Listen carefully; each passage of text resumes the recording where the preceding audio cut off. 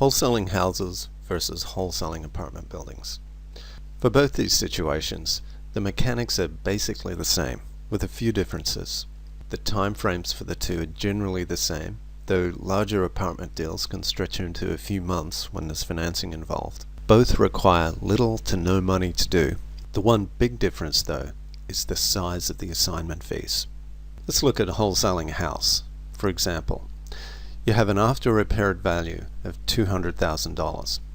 We're using the 70% rule, where we take away 30% to factor in the profit for the end investor and the costs of buying and selling the house. That leaves us with $140,000.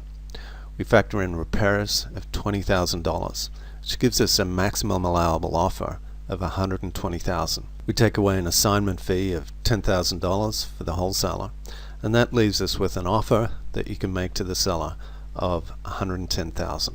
So the seller accepts, and you add on your assignment fee of $10,000 and sell to the retail investor for $120,000, netting a $10,000 assignment fee for the wholesaler's profit. So let's look at wholesaling an apartment building. This is a sample property in the Indianapolis area, roughly 350 units. We look at the property first from the standpoint of what its stabilized value would be, which is the multifamily equivalent of after repaired value. Gross schedule income is $2,300,000. We plug in a vacancy factor of 10%, that's $230,000. We take away the vacancy from the GSI, and that leaves us with a net rental income of $2,070,000. We plug in expenses of 45%, $1,035,000, and that leaves us with a net operating income of $1,035,000.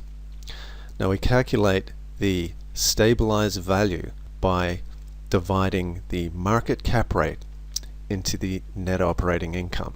The way we get a market cap rate is from one of the cap rate surveys that all of the major brokers publish from time to time. And we're using one here from C.B. Richard Ellis. And we see for Indianapolis,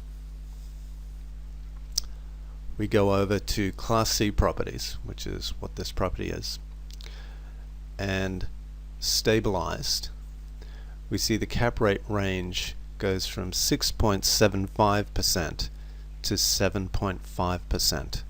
So let's plug in 7% right in the middle of that range for our market cap rate. We divide the market cap rate of 7% into the NOI of $1,035,000, and we get a stabilized value of $14,785,714. But we don't find the property in its stabilized value. We find the property in a distressed value. And there are a number of factors that make the property distressed, that lower the income and increase the expenses and minimizing the cash flow. Because income property is valued off its income, the lower the income, the lower the value. So the kind of things that lower the value, we call them value plays. Those are things like vacancy, high vacancy rate, deferred maintenance, high expenses, bad management. We're just going to focus on one of them here to keep things simple, which is increased vacancy rate. So we're using a vacancy rate of 20%. We have the same GSI of 2,300,000. 20% vacancy rate now comes to 460,000. That leaves us with a net rental income of $1,840,000. We plug in our expenses of 45%, $1,035,000, and that leaves a net operating income of $805,000. We divide $805,000 by 7%, and that gives us a value of $11,500,000. But the 7% cap rate represents the return the investor would be looking for on a stabilized property.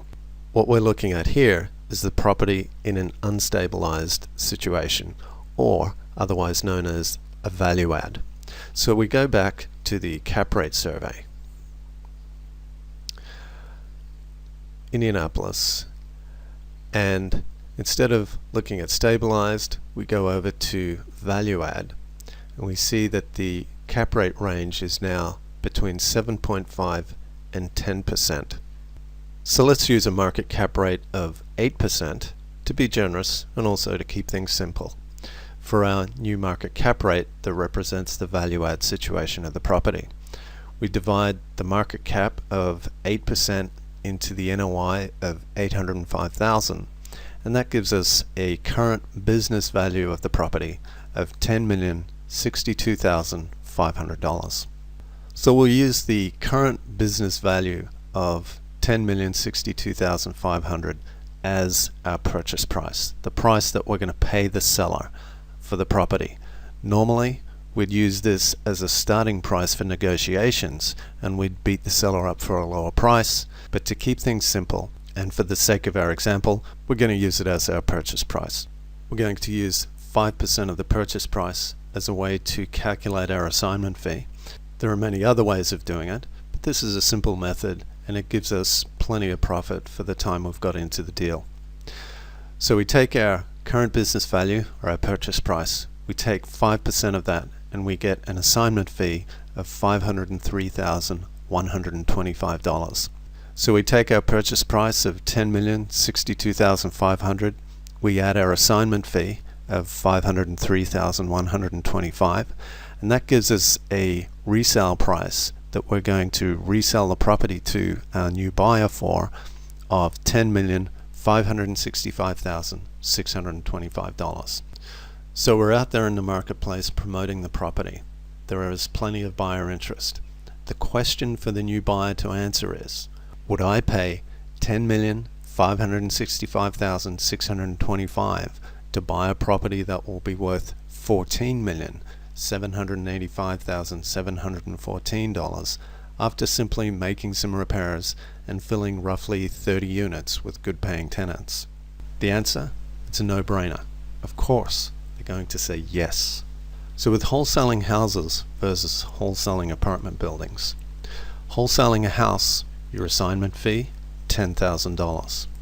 Wholesaling an apartment building, your assignment fee, $503,125.